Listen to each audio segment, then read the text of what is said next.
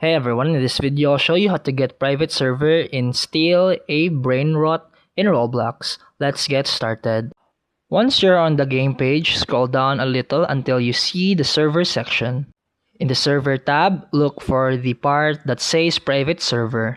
Roblox will show you the price. Most games will be either free or will cost Robux.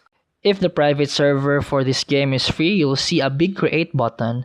If it costs Robux, you'll see the price and a buy button. And after that, click create private server. A small window will pop up asking you to name your server. Type your preferred name, then click buy now or create depending on the cost. After that, your private server will appear under server you own. And after that, click the gear icon beside your new server, then choose configure. And here you can set who can join your server, enable friends allowed, or copy the private server link to share it with anyone you want. And that's it for today's video. If you found this helpful, please like and subscribe for more videos. See you in the next one.